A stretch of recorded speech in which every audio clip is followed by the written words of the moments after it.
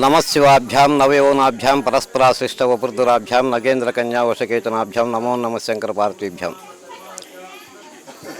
ఈ దేవాలయము పూర్వకాలం నుంచి వంశపారంపర్యంగా కూడా మేము ఈ గుడి చేస్తూ ఉన్నాము. ఇది శ్రీరామచంద్ర వారి ప్రతిష్ట అని ఇక్కడ స్థల పురాణం చెబుతున్నారు. రావణాసురుని సంహరించినటువంటి పాప పరిహారార్థం వశిష్ఠ మహర్షి సలహా మీద ఆయన సూర్యోదయానికి పూర్వమే 108 శివలింగములకు ప్రతిష్ట పూజా కార్యక్రమం చేసుకునేవారని చెప్తున్నారు. అయితే ఆ పాప పరిహారార్థం శ్రీరామచంద్ర వారు రామేశ్వరం నుంచి వ్యాసకాశీ వరకు కొన్ని శివలింగములు ప్రతిష్ఠ చేశారని, రామేశ్వరంలో సైకతలింగం ఈ ప్రాంతానికి వచ్చేటప్పటికి శివలింగాలు అయిపోవడం వలన పసుపును కుదురుగా చేసి ప్రతిష్ఠ చేశారని ఇక్కడ స్థల పురాణం చెప్తుంది. కావున ఈ గ్రామంకు పసుకుదురు పసుముద్ర అని కూడా పిలుస్తూ ఉంటారు. అయితే ఇక్కడ స్వామివారి యొక్క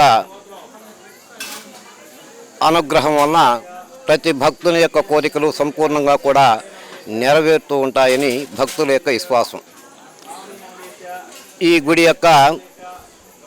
గుడి ఇంత విధంగా కూడా రావడానికి గల ప్రధాన కారకుడు మన హరిబాబు గారు, వాళ్ళ యొక్క స్నేహితులంతా కూడా వాళ్ళ యొక్క సహాయ సహకారాలతోటి ఈ గుడి దినదినాభివృద్ధి చెందుతూ ఉన్నది.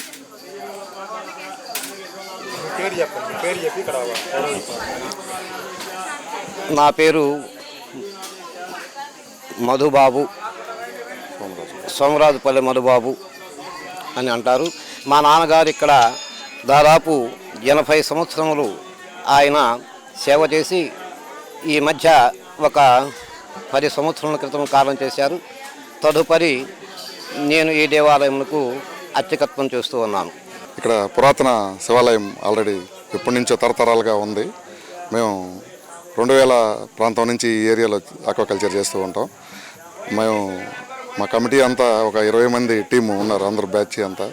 అందరి సహకారంతో ఇక్కడ ప్రతి శివరాత్రికి భారీగా ఒక 10 నుంచి 12,000 మంది దాకా భక్తులు వస్తూ ఉంటారు.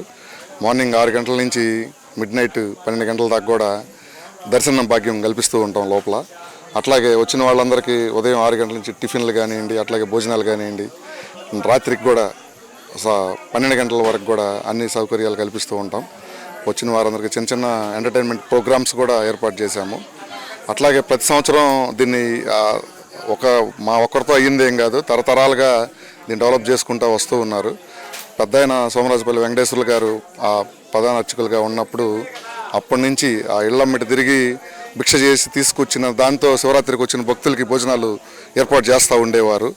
కోటిరెడ్డి గారు కానివ్వండి, డాక్టర్ కృష్ణారావు గారు కానీ, చిరుపతి వెంకటేశ్వర్లు గారు కానివ్వండి, వీళ్ళందరూ మా ఫోటో స్టూడియో సుబ్రహ్మణ్యం గారు అని వీళ్ళంతా మాకన్నా ముందల కాలంలో వాళ్ళంతా ఏదో శంకరయ్య గారు, ముఖ్యంగా కొమ్మన శంకరయ్య గారు ఈ కాంపౌండ్ వాళ్ళు 1983లో మొదలెట్టి కాంపౌండ్ వాళ్ళు ఇదంతా సాదాసీదాగా మండపంలాగా ఉన్న గుడిని గోపురాలు కట్టడం కానివ్వండి, తర్వాత కాంపౌండ్ వాళ్ళు ఇవన్నీ ఏర్పాట్లు చేశారు. ఆ తర్వాత మేము వచ్చిన తర్వాత గాలి గోపురం కానివ్వండి, అట్లాగే ముందల ఆర్చి, ఈ కింద ఫ్లోర్ ఇవన్నీ చేసుకుంటూ వస్తూ ఉన్నాం. అందరూ భక్తుల సహకారంతో, ఒకరనేం లేదు, సహకారంతో ఇవన్నీ చేస్తున్నాము.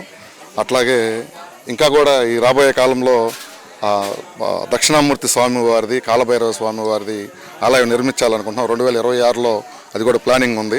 ఇదంతా కూడా అందరి సహకారంతో నిర్మిస్తాలని, స్వామివారి అనుగ్రహం మాకు ఉండాలని, అలాగే భక్తులందరికీ ఉండాలని కోరుకుంటున్నాం. ఈ గుడి ఇంతకుముందు పాత గుడిగా ఉండింది.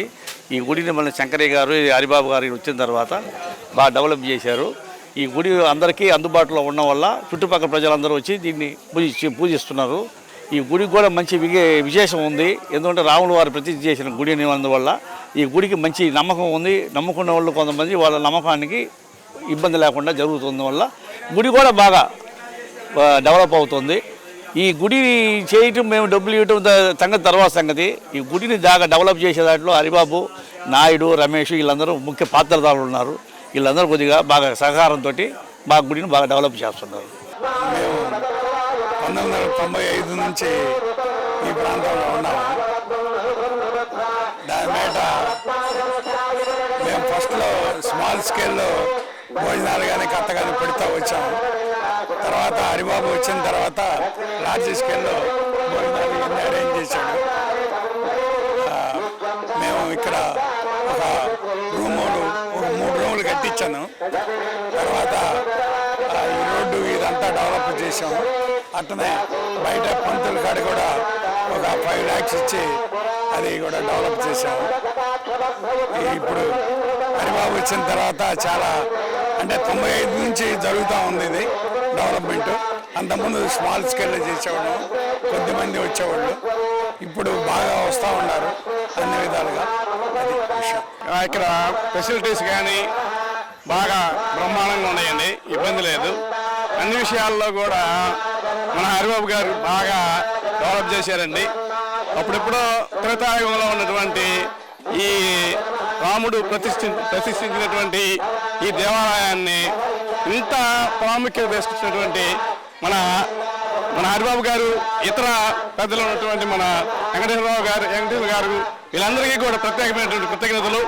ఎంతమందికి ఈ విధంగా బాగా చేస్తున్నందుకు వీళ్ళందరికీ మరీ కృతజ్ఞతలు చెప్పుకుంటూ నాకు ఈ అవకాశం ఇచ్చినటువంటి వారికి